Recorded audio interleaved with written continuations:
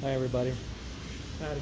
Me and Tristan and Nevin working on this tractor for the fourth time. Hopefully we'll be able to get it fixed right this time. Found out that this ring right here comes off and the seal must have been broke. So we pulled it off, resealed it, see if it'll work. Clean the bolt, start over here.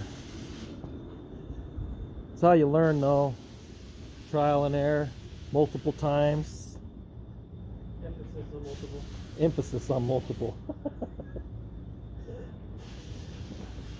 Hopefully we'll get it back together today and there will be no more leaks.